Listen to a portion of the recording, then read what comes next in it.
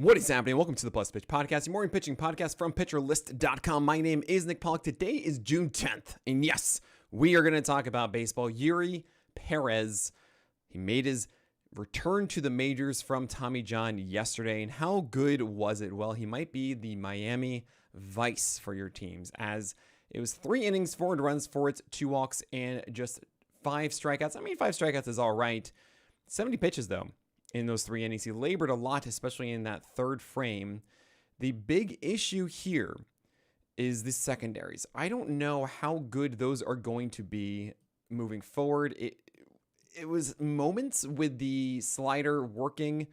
It was moments with the curveball being okay. But really, this was just 98 miles per hour along the edges and generally working. But it became apparent with 31% foul balls on the fastballs that Yuri needed something else. And I think it's going to be the changeup in time. It could be a cutter or something a little bit harder than the 85 to 87 mile per hour slider. It's also the first game, and he got kind of unlucky with this even against the Pirates. He's also going to be limited in some fashion. It's going to be 80 pitches. Is it going to be 5 innings? I don't know. He probably will have a longer leash by August or so. But Yuri is still very much worth your time. That fastball is better than your typical mid to upper 90s heater because he actually commands it well. I mean, yes, he did have those wild ones at times. It's an adrenaline rush, all that kind of stuff. No, he's not going to be at 88, 89 in all likelihood moving forward because, again, the adrenaline pushed up the velocity to 98.5, which is nuts. But yeah, I want to see a little bit of development with the changeup in particular from Perez, as before the injury, it was still one of those situations where the slider was the good breaking ball, even though it wasn't spectacular in its marks, and the changeup was a little bit lagging behind, and it seems like it's kind of the same thing now. So pay attention to that. He's not an instant top 20 starter, unfortunately, but he is going to be someone that should help in your 12-teamers, and that is a big deal. You have Kikuchi against the Athletics, got the win, 7.1 innings of 0 earned runs, 1 hit, 1 walk, and 5 strikeouts. If you want more, by the way, on Yuri Perez, I'm doing a video breakdown on our YouTube channel, so go check that out, youtube.com/pitcherlist. Anyway, with Kikuchi, if you remember the quote, it was that he was throwing the wrong grip on his slider in his four-seamer. What? And they finally caught it, but then he still had that 5-walk game before. This is obviously better. But his command of this fastball is not good. It was only 1/38 whiffs as he threw the ball low. And when you have a very flat attack angle, you do not want to throw the ball low. You want to throw it up because bat paths are steeper upstairs than they are down. And that helps batters hit your fastball, Kikuchi. So not great in that respect. The slider did get 8/44 whiffs, but that means an 18% swing strike rate. And I'm not saying that's bad. It just means that that's not a pitch that traditionally should carry pitchers throughout outings at the elite level, at least like 7.1 innings of 0 earned runs and just 1 hit, right? I didn't really love the curve or the changeup in this one much. I think of Kikuchi, and I think you have to have a dominant four-seamer and a dominant slider. I didn't quite see that here. And the curve did help for many outs in play. But yeah, I'm not sold that Kikuchi's back. So he does get the Orioles next. It could be good. He's going to face a little bit more lefties, which might help with his slider and such. So fine if you want to spec at it and see if he continues to grow and get better. I totally am fine with that. But we're not there yet with Yusei Kikuchi. Jose Burroughs against the Cardinals. He's the great undulator. And what does he do? 6.2 innings of 0 runs, 4 hits, 2 walks, and just 1 strikeout. How am I supposed to butter my bread with that? You can't predict the guy. So if you have him on your teams, you know the deal of just plugging him in or not. It's up to you. Don't really base it on the opponent. Don't base it on anything else. Really, it's Burroughs is going to do what Burroughs does. Merrill Kelly against the Mariners, 6 innings of 0 runs, 4 hits, 2 walks, and 7 Ks. He's underrated, I think, in your fantasy teams. I think he's been far better and far more productive than people give him credit because he throws effective strikes down and utilizes the neckbeard approach to take advantage of his good defense behind him. He has a winning ball club behind him too. Offensively, the neckbeard approach, by the way, is living around the edges as much as possible and trying not to throw many over the plate, but just staying down and tempting guys off of it. It wasn't fully here, but This certainly was the cutter down and away to right-handers with changeups underneath to lefties. And then a lot of things scattered around too, but it's a kitchen sink that works. 34% CSW for a King Cole for Merrill Kelly, and he had over a 31% CSW in all of his 5 main pitches. I say main pitches because he had 3 sliders thrown for 0/3 CSW, whatever. Yeah, Merrill Kelly's cool, and you should keep rolling with this. We had Jeffrey Springs get opened for by Grant Holman. And this was nice. 6 innings of 3 runs, fine.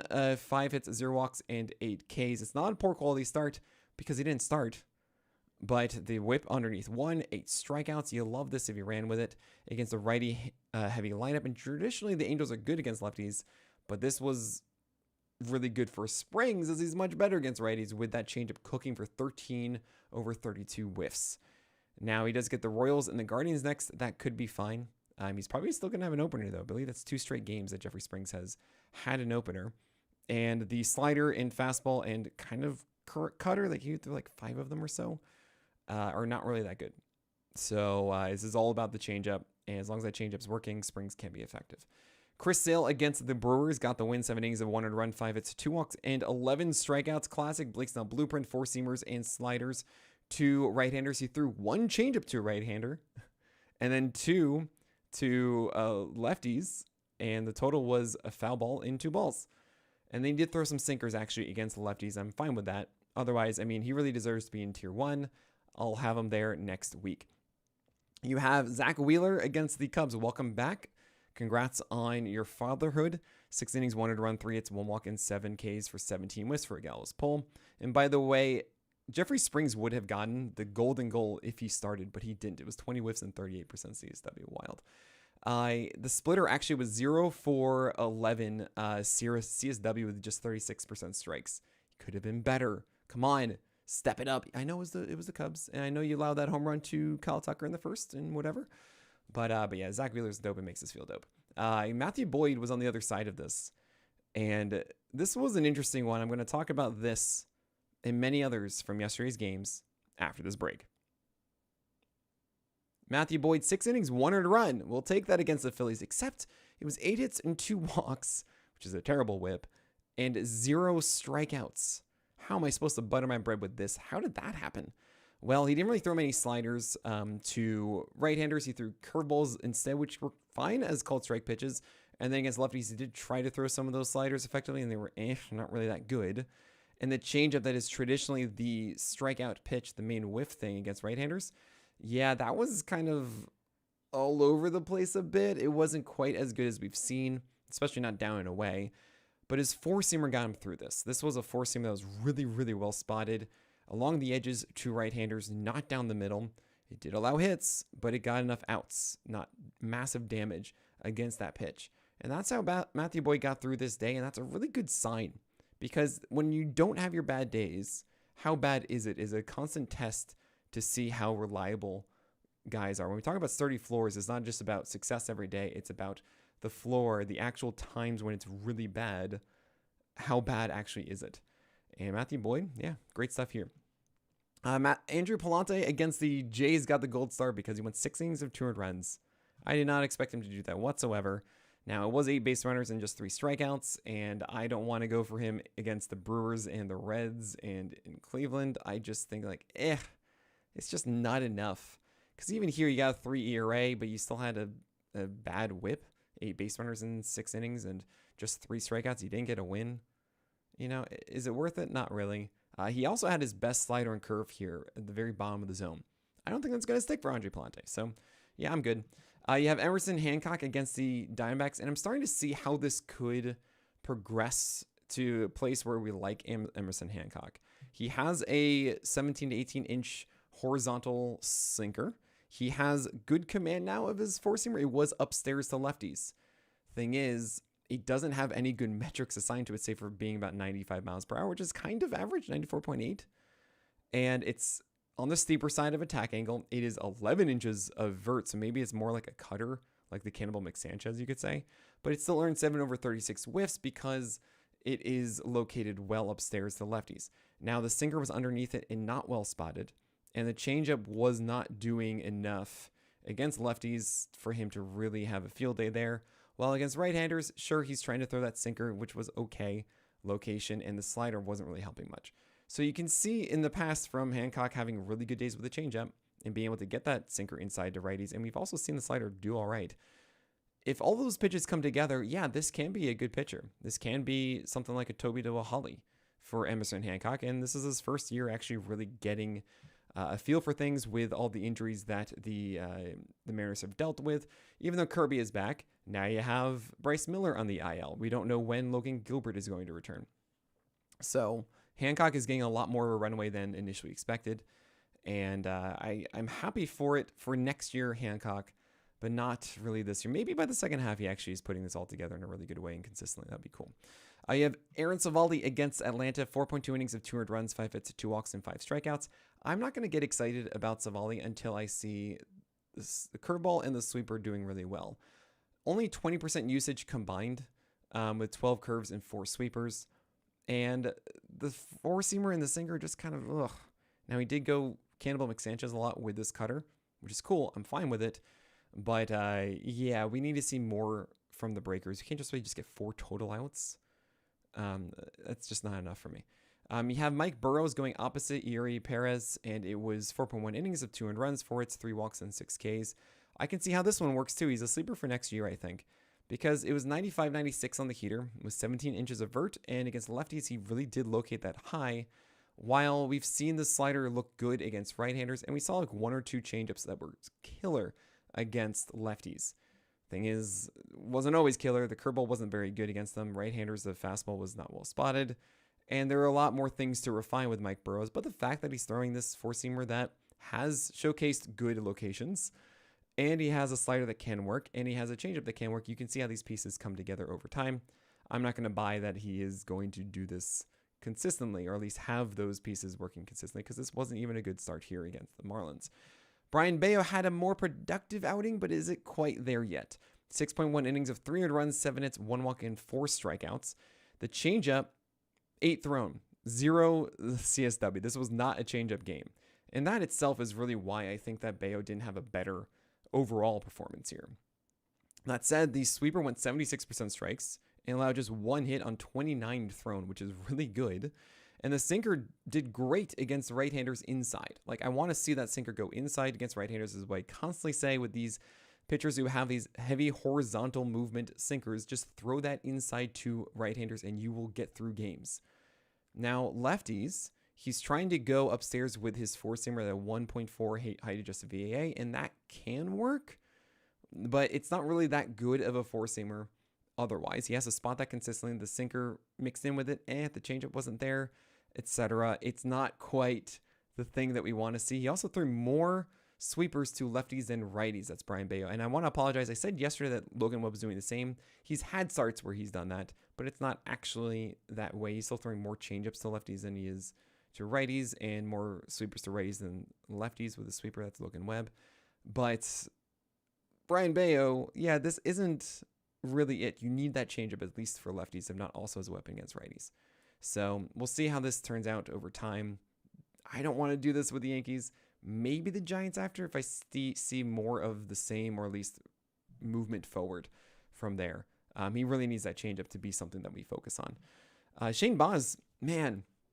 Shane Baz was pretty good through 5 innings. I believe he had a really bad second frame. And then the beginning of the 6th was rough. It was a hit by pitch and a walk and a home run, I believe it was. Or it was something, I can't remember. Essentially, he had 2 runners on, and they got inherited on after that. And the single run they had before was all these weird things combined to get them in. But long story short, 5.1 innings of 300 runs, 3 hits, 3 walks, and 5 Ks. As I mentioned, careful Icarus here. The 4-seamer is really good. It is a fantastic foundation. And the curveball is still effective. It wasn't located down often, but it was over the plate, and guys couldn't really do anything with it. But I want to see that low, because then we can do Blake Snell blueprint and get more than 5 strikeouts, actually put away batters. The other element, though, is that Baz does really need a third pitch. He can't really do it with 4-seamer curve. He can, but he needs something else, and he's trying to make it that the changeup. It's not really located super well against lefties. It gets floated a lot. He just doesn't have the feel that we want him to have with it. At least he's not throwing the slider. 0 thrown finally. Not like 3 or 4 of them. 0. Thank you, Baz. Now figure that pitch out. It can't be that slider. It's got to be a different one, maybe a cutter version of it.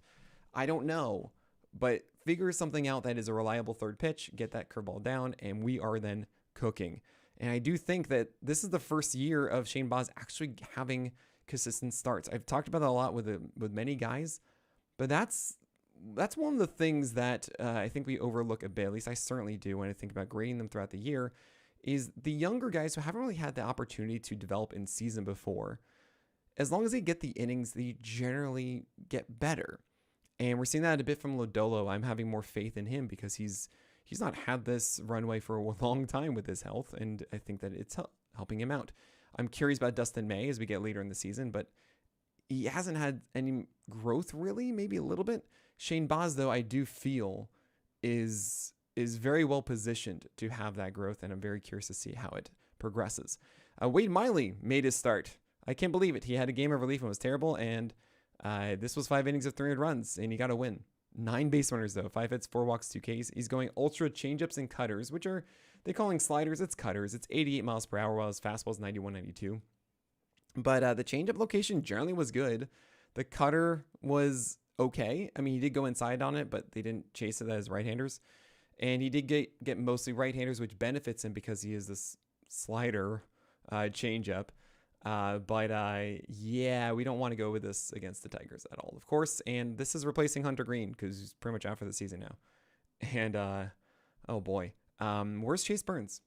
Bring him up, please. Maybe Chase Petty or Connor Phillips. Just, there are these exciting guys with the Reds, and Chase Burns would be that guy. That'd be so cool. Luis Ortiz against the Reds carpet. 4.2 innings of 400 runs, 9 hits, 1 walk, and 5 Ks. You can see how it can come together. But yeah, 52% strike rate on his four-seamer. Changeups were very middle. The sinker did not find the edge. It was also middle a bit. You know, the slider had lots of promise, but it allowed the home run here. Yeah, you just can't buy into Ortiz and his command. And the last one is a duel between Pivetta and May. That was a bit of a slugfest. 4 innings of 4 earned runs for Pivetta and 5 innings of 5 earned runs for Dustin May. Dustin May did not earn more than 1 strikeout. So how am I supposed to butter my bread with this? With 4 walks and 1 strikeout. And yeah, this was frustrating because he had so many misses to lefties that were just way out of the zone, away to these left-handers, sinkers, and sweepers. While the cutter, he allowed a home run on one, and I believe it was a home run, maybe it was a hit. I think it was a hit. And I didn't throw it too much. He had a couple high four-seamers, but like he's not putting it together. And you got it. It's right there, but he's not commanding well. He's also not doing it at high velocity with the sinker. So, it's tough. He gets the Giants, Nationals, and Coors next, though. I feel like I want to still try it against the Giants. It's a decent win chance each time, and at least he's going 90 pitches.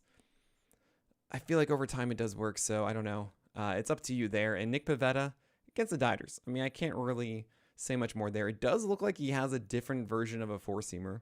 That is the cutter. And he did throw cutters technically, but those were like 87 and not like the 90, 91 that we've seen before too. So I think Pivetta is working on some things against right-handers there, which I'm curious about.